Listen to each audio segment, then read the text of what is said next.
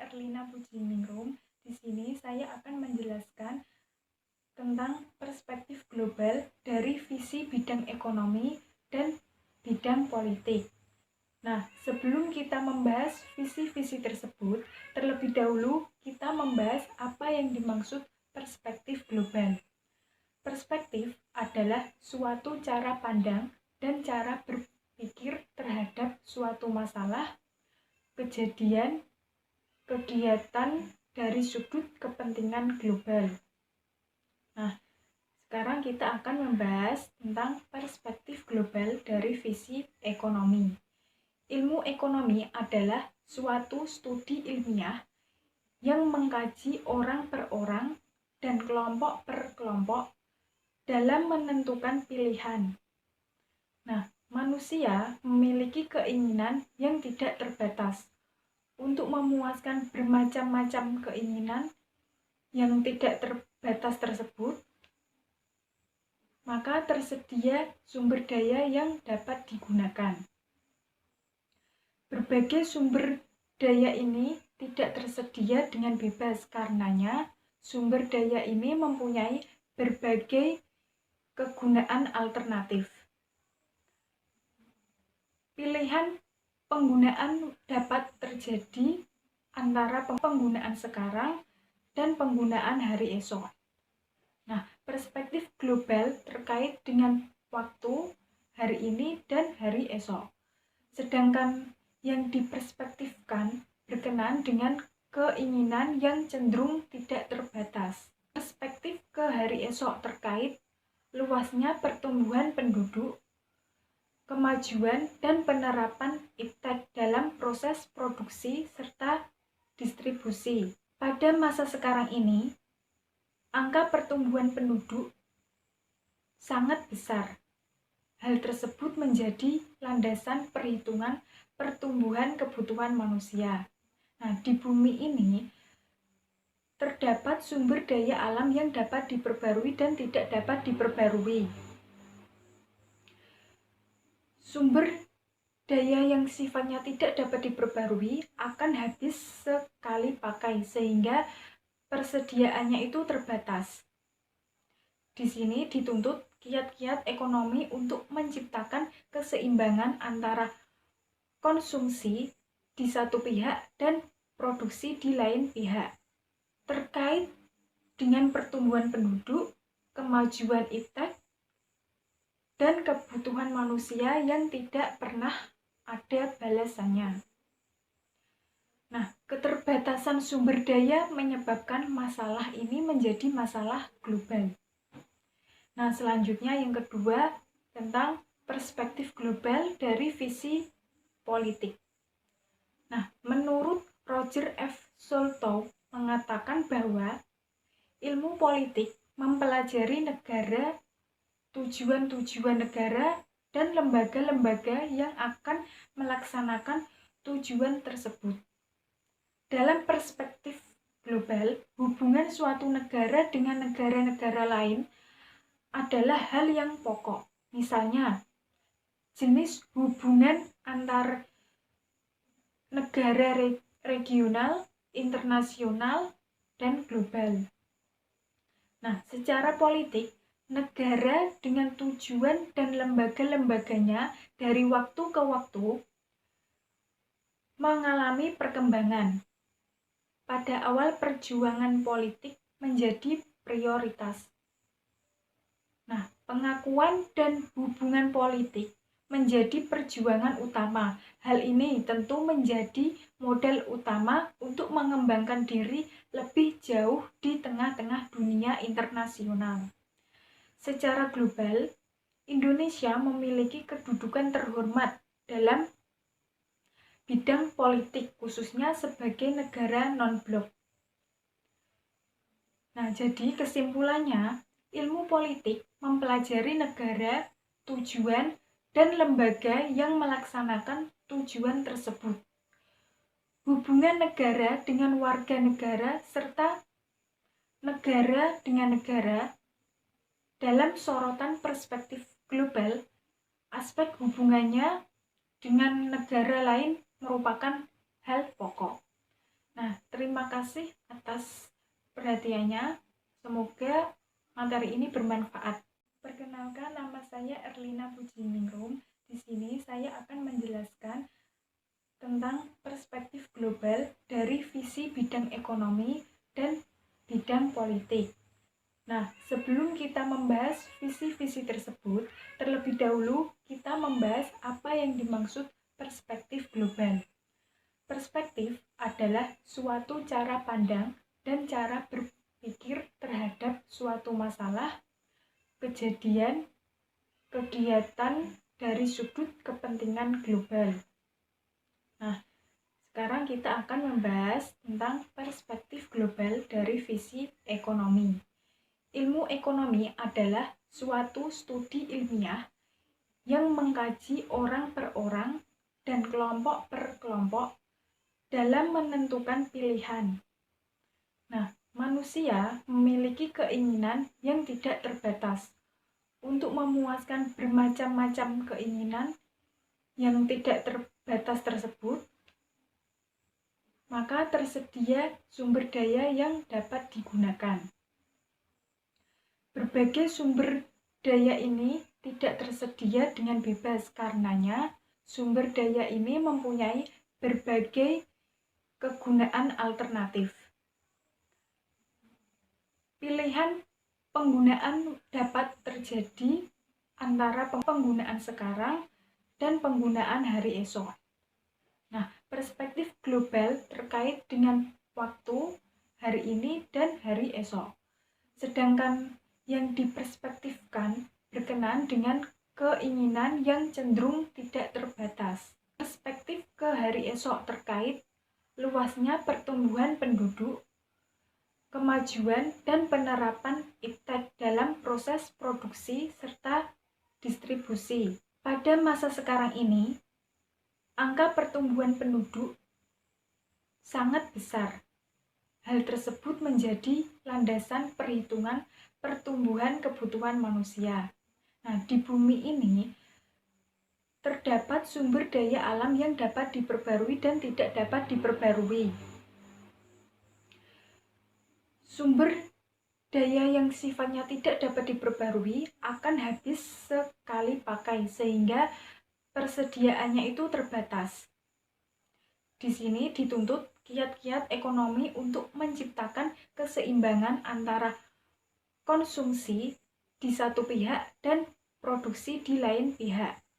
Terkait dengan pertumbuhan penduduk, kemajuan iptek, dan kebutuhan manusia yang tidak pernah ada balasannya. Nah, keterbatasan sumber daya menyebabkan masalah ini menjadi masalah global. Nah, selanjutnya yang kedua tentang perspektif global dari visi politik. Nah, menurut Roger F. Soltow mengatakan bahwa ilmu politik mempelajari negara, tujuan-tujuan negara, dan lembaga-lembaga yang akan melaksanakan tujuan tersebut. Dalam perspektif global, hubungan suatu negara dengan negara-negara lain adalah hal yang pokok. Misalnya, jenis hubungan antar negara regional, internasional, dan global. Nah, secara politik, negara dengan tujuan dan lembaga-lembaganya dari waktu ke waktu mengalami perkembangan. Pada awal perjuangan politik menjadi prioritas. Nah, pengakuan dan hubungan politik menjadi perjuangan utama. Hal ini tentu menjadi modal utama untuk mengembangkan diri lebih jauh di tengah-tengah dunia internasional. Secara global, Indonesia memiliki kedudukan terhormat dalam bidang politik, khususnya sebagai negara non-blok. Nah, jadi kesimpulannya, ilmu politik mempelajari negara, tujuan, dan lembaga yang melaksanakan tujuan tersebut. Hubungan negara dengan warga negara serta negara dengan negara dalam sorotan perspektif global, aspek hubungannya dengan negara lain merupakan hal pokok. Nah, terima kasih atas perhatiannya. Semoga materi ini bermanfaat. Assalamualaikum warahmatullahi wabarakatuh. Perkenalkan, nama saya Jihan Nuril Isvina Suharyono, MPM 17120046 dari kelompok 6. Di sini saya akan menjelaskan tentang perspektif global dari visi geografis dan sosial. Pengertian dari perspektif global dari visi geografis adalah ilmu keruangan yang mengkaji berbagai fenomena dalam konteks keruangannya. Ruang yang dikonsepkan dalam geografi yaitu permukaan bumi yang 3 dimensi, terdiri atas muka bumi yang berupa daerah dan perairan, serta kolom udara di atasnya. Jadi, perspektif geografi atau perspektif ruangan adalah suatu kemampuan memandang secara mendalam dan berkenaan dengan fenomena, proses, dan masalah keruangan permukaan bumi, baik untuk masa lampau, saat ini, terutama untuk masa yang akan datang. Nah, melalui proses pengamatan perspektif lokal, Anda dapat menyaksikan bahwa perkampungan yang satu dengan yang lain menjadi bersambung membentuk perkampungan yang lebih luas dari perkampungan-perkampungan semula. Lalu terjadi proses sosial ekonomi, yaitu bentuk interaksi antar penduduk atau manusia dan saling ketergantungan atau interdependensia dengan bahan-bahan keperluan sehari-hari. Nah, dalam keadaan yang demikian, perspektif geografi Anda tidak lagi hanya terbatas pada ruang yang disebut kampung atau perkampungan, melainkan terdorong pada kawasan-kawasan yang lebih luas. Salah satu ilmuwan bernama Preston E. James menyatakan geografi dapat dikatakan sebagai induk ilmu, dengan ketentuan bahwa kajian ilmu apapun pengamatannya selalu dimulai dari permukaan bumi, tempat objek kajian itu berada. Nah, dari kejadian dapat dikatakan hampir geografi berkenaan dengan perspektif global, yaitu tentang kasih sayang global. Akibatnya adalah yang dilibatkan jumlah korban di atmosfer dan efek rumah kaca di atmosfer juga akan meningkat. Nah, selanjutnya kita akan membahas tentang perspektif global dari visi sosiologi. Menurut ilmuwan Frank H. Hankins, sosiologi adalah studi ilmiah tentang fenomena yang timbul akibat hubungan kelompok-kelompok umat manusia dan lingkungan manusia dalam hubungannya satu sama yang lain.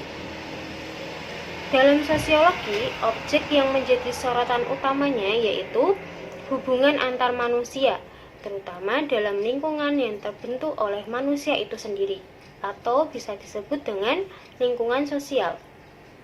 Objek utamanya adalah hubungan antar manusia dalam lingkungan sosial di mana terjadi interaksi sosial yang semakin lama semakin luas dan berkembang. Mulai dari keluarga, teman sepermainan, tetangga sekampung, sekota, regional provinsi, sampai ke tingkat global antar bangsa.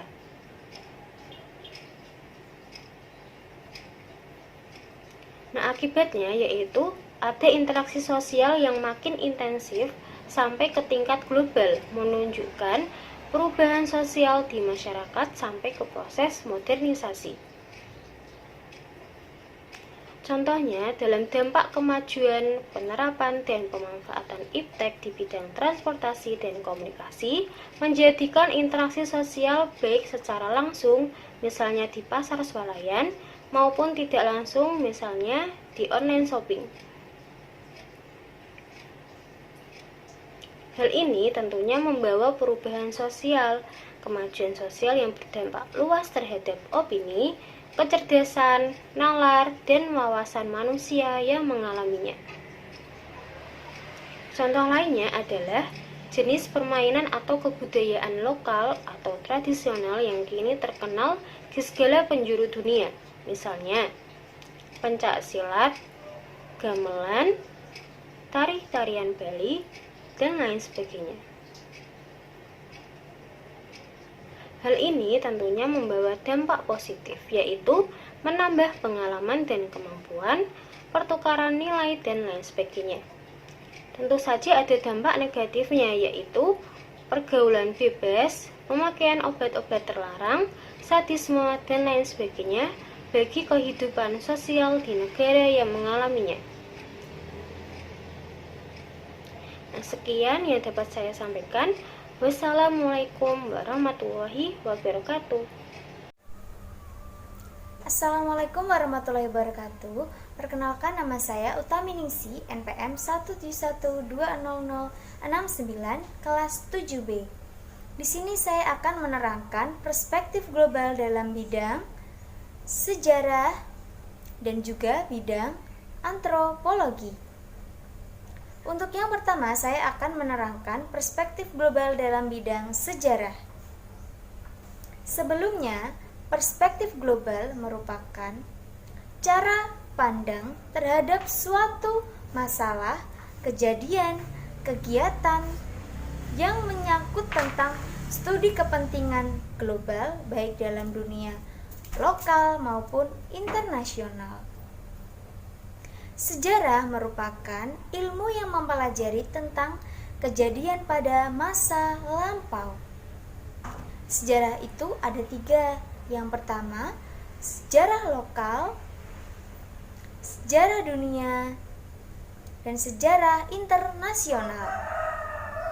Perspektif global dalam bidang sejarah itu mengacu pada konsep waktu yang terjadi di masa lampau. Perspektif global dalam bidang sejarah itu memberikan cerita dan pengalaman yang dapat dikaji untuk hari ini atau hari yang akan datang. Contoh adanya perspektif global dalam bidang sejarah ini yaitu ditemukannya mesin uap oleh James Watt. Mesin uap itu berkembang dari waktu ke waktu sesuai dengan arus globalisasi pada saat ini. Nah, rangkumannya itu ditemukannya mesin uap itu sejarah lokal. Lalu lahirnya revolusi Inggris itu sejarah nasional, lahirnya revolusi industri yang mendorong penjajahan di Asia Afrika itu dinamakan sejarah dunia atau yang disebut dengan sejarah global. Revolusi industri itu telah mengubah masyarakat agraris menjadi masyarakat industri. Pada abad sekarang ini, zaman sekarang, terjadilah revolusi informasi, di mana yang pandai akan informasi itu, dia akan berjaya. Lihat ini, ada tokoh agama, nabi, dan juga rasul selain berpengaruh pada umatnya, juga mempengaruhi perilaku masyarakat pada perilaku global sekarang ini. Kalian pernah lihat ini, konferensi Asia Afrika ini juga menyadarkan masyarakat tentang pentingnya persatuan dan kesatuan. Perspektif global yang demikian ini yang perlu kita tingkatkan agar meningkatkan jiwa persatuan dan kesatuan kita. Dengan kita mempelajari perspektif global dalam bidang sejarah, kita mengetahui perubahan suatu benda, suatu kegiatan, suatu perilaku dari waktu ke waktu. Jadi dengan kita belajar sejarah di masa lalu, kita bisa melakukan perbaikan di masa yang akan datang. Dan dengan adanya sejarah, kita bisa mengantisipasi, menghadapi, dan juga mengatasi tantangan globalisasi pada saat ini. Yang kedua yaitu perspektif global dalam bidang antropologi.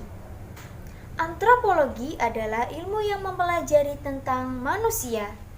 Selain itu, antropologi juga mempelajari tentang masyarakat dan budaya manusia serta perkembangannya.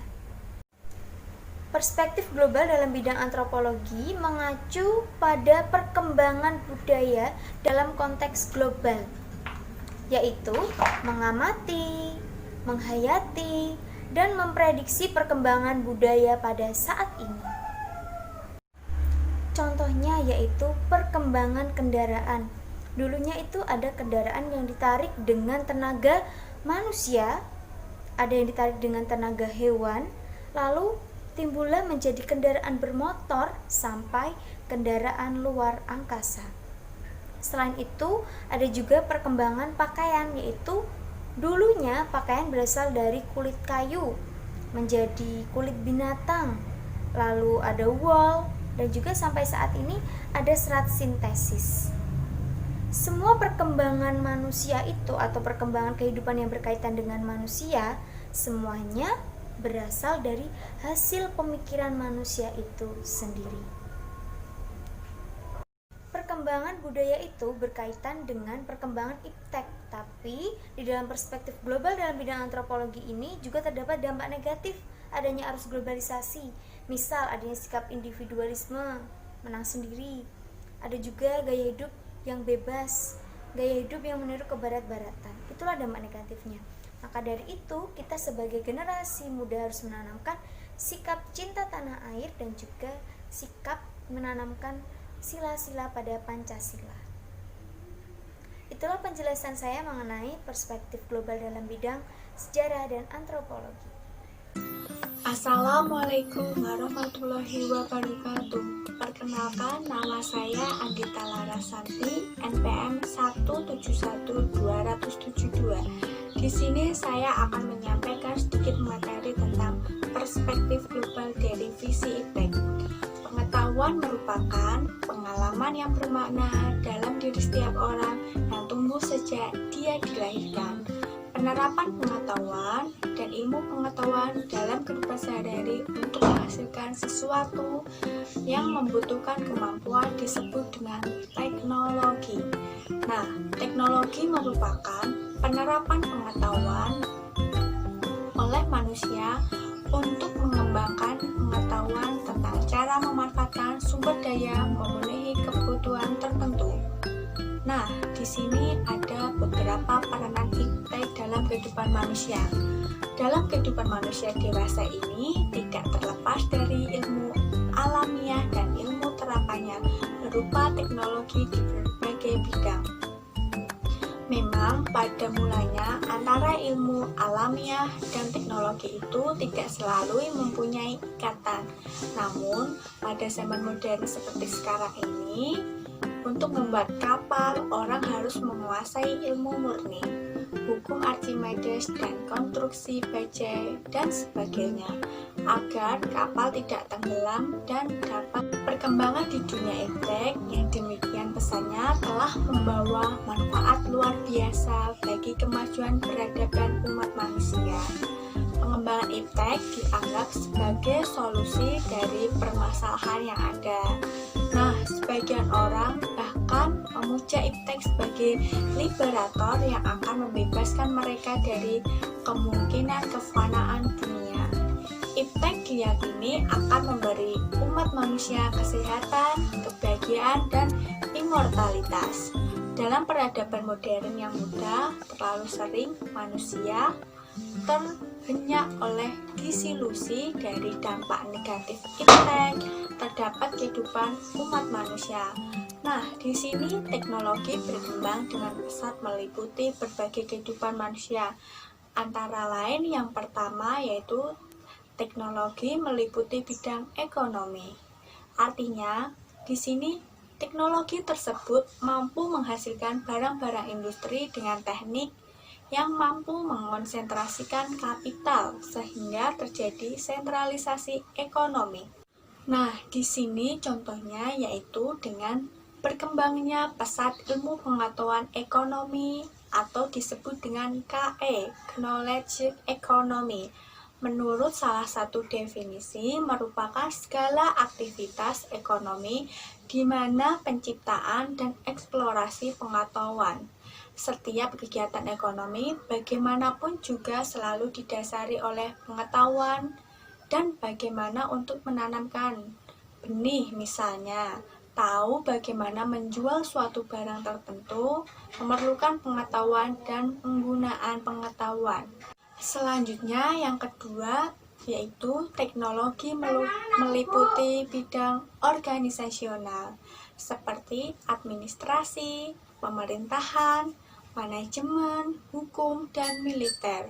Contohnya dalam berorganisasi bernegara, bagi seorang teknik, bernegara hanyalah merupakan ruang lingkup untuk aplikasi alat-alat yang dihasilkan teknik negara, tidak sepenuhnya bermakna sebagai ekspresi kehendak rakyat, tetapi dianggap juga sebagai perusahaan yang harus memberikan jasa dan dibuat berfungsi secara efisien.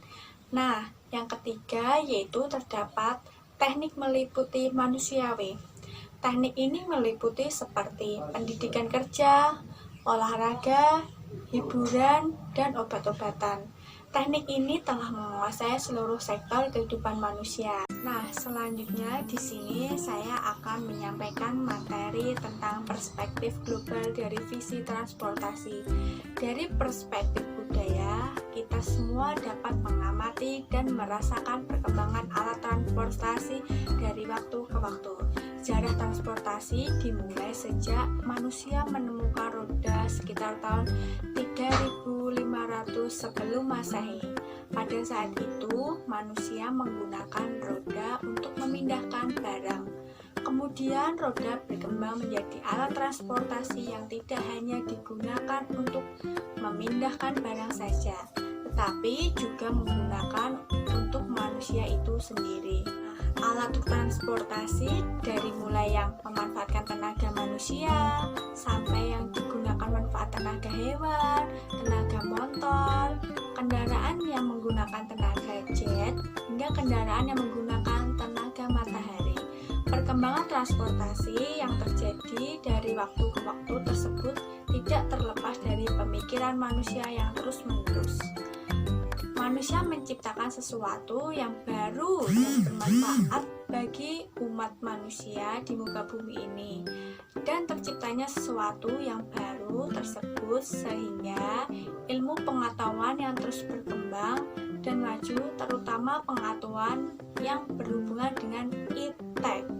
Dan perkembangan transportasi ini juga sebagai salah satu perkembangan budaya. Dalam perkembangan transportasi terdapat beberapa manfaat, yaitu dalam pemanfaatan transportasi antara lain yang pertama ada perdagangan antara daerah, antar kawasan, sampai antar negara. Yang terbawa itu tidak hanya barang-barang dagangannya dan manusia yang memperdagangkannya saja, tapi akan terbawa juga kebiasaan, bahasa, agama, pengetahuan, dan iptek.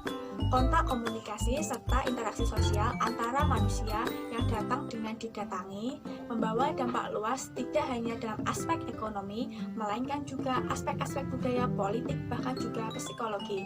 Semakin berkembang dan semakin majunya transportasi di darat, di perairan, di udara, maka akan semakin meluasnya dan semakin intensi interaksi sosial antar daerah, kawasan, atau bahkan antar negara. Perkenalkan, nama saya Fahmatri Humardani, NPM 171200070. Baik, di sini saya akan melanjutkan menjelaskan mengenai materi perspektif global dari visi komunikasi. Nah, komunikasi yang dilakukan oleh manusia itu sangat beragam, mulai dari yang paling sederhana dengan kedipan mata, angkat dan lambaikan tangan, suara dari teriakan sampai dengan media elektronik yang sangat canggih. Semuanya itu untuk kepentingan sosial yang motifnya beragam dalam visi komunikasi. Sejalan dengan perkembangnya serta media elektronik, ada radio, ada televisi, handphone, internet, kontak interaksi sosial manusia untuk berkomunikasi itu sangat maju.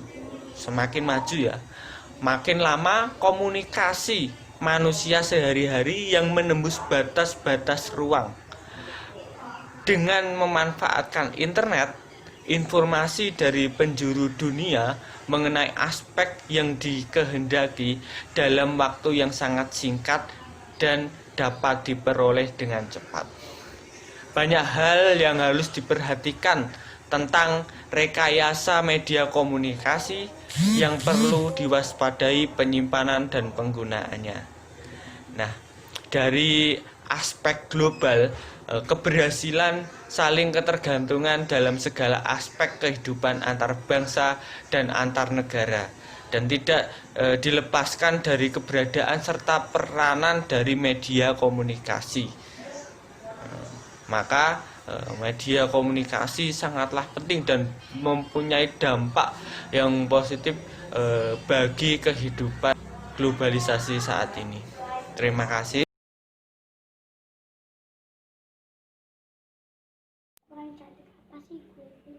Assalamualaikum warahmatullahi wabarakatuh. Nama saya Mega Nitya Cindy Puspitasari, NPM 171200067. Di sini saya akan mempresentasikan tentang perspektif global dari segi internasional. Perserikatan Bangsa-Bangsa atau PBB merupakan dunia yang memperhatikan segala aspek kehidupan umat manusia di seluruh dunia atau yang tergabung dalam anggotanya. Lembaga ini merupakan lembaga yang membawahi khususnya lembaga yang termasuk dalam anggotanya. Oleh karena itu, PBB merupakan lembaga yang menangani masalah-masalah internasional, terutama masalah negara yang tergabung di dalam anggotanya. Masalah-masalah yang biasanya ditangani yaitu masalah kependudukan, masalah perdamaian, dan masalah lingkungan hidup. Ketergantungan antar bangsa, antar wilayah, antar negara sangat berpengaruh terhadap tuntutan kesejahteraan dengan kelangsungan hidup umat manusia. Oleh karena itu, dunia internasional dituntut untuk memberikan bimbingan agar tidak terjadi ketimpangan antara ekonomi dan ekologi. Karena jika terjadi ketimpangan akan berdampak tidak hanya kepada negara-negara yang mendapatkan relokasi, namun juga akan mencakup ke seluruh dunia internasional.